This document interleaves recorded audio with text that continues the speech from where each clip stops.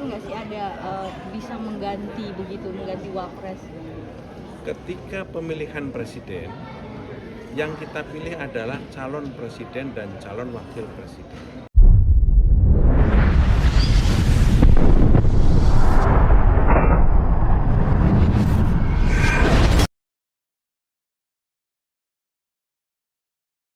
Di satu sisi saya kira investasi harus dijaga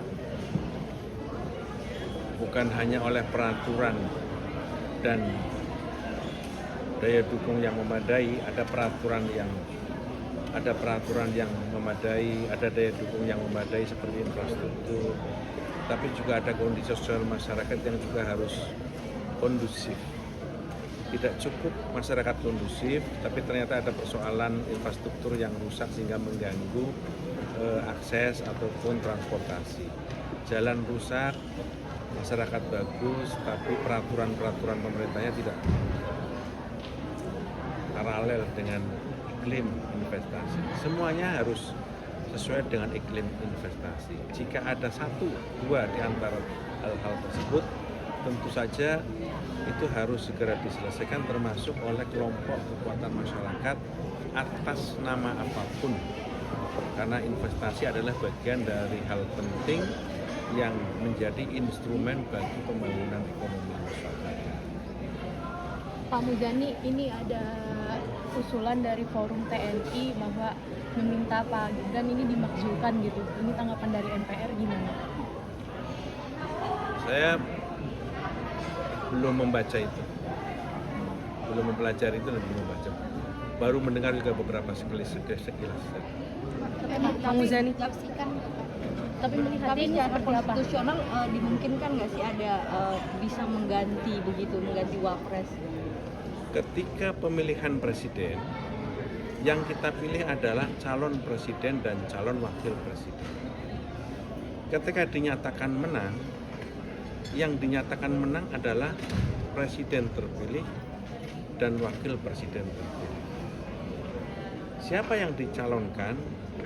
Ada Prabowo bersama Gibran Rakabuming Raka, ada Ganjar bersama Mahfud MD, ada Anies bersama Muhaimin Iskandar. Itulah calon presiden dan calon wakil presiden. Kita akan pilpres 14 Februari 2020. Ketika KPU menghitung suara yang dinyatakan unggul dalam pemilihan presiden 14 Februari 2024 adalah pasangan Prabowo Subianto bersama Gibran Rakabuming Raka, calon presiden dan calon wakil presiden. Digugat, dipersoalkan, diajukan gugatan itu ke Mahkamah Konstitusi, dan oleh Mahkamah Konstitusi kemenangannya dinyatakan tidak ada masalah dan sah.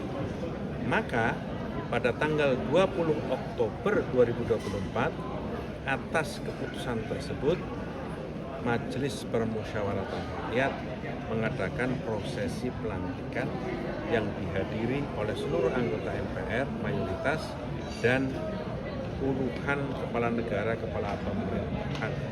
Itu adalah prosesi pelantikan presiden dan prosesi pelantikan wakil presiden hasil pemilihan umum presiden 14 Februari 2020. Jadi, Prabowo adalah presiden yang sah, Gibran adalah presiden yang sah. Gibran adalah wakil presiden yang sah. Tapi kalau menurut Bang Muzani, apakah usulan-usulan seperti itu bisa mengganggu soliditas atau jalannya pemerintahan? Saya tidak tahu bagaimana. Sekarang saya belum mempelajari. Pak, soal Pak Presiden mengutus Pak Jokowi untuk pemakamannya Paus Franciscus, itu ada alasan tersendiri nggak sih? Pak Jokowi adalah presiden ketika itu yang bertemu langsung ketika Paus Franciscus berkunjung ke Jakarta, sehingga Pak Prabowo merasa tingkatnya adalah tingkat kepala negara ketika itu. Itu sebabnya yang diminta adalah Pak Jokowi untuk menghadiri dan mewakili pemerintah dan rakyat serta bangsa Indonesia di Vatikan, tapi didampingi oleh beberapa kawan-kawan.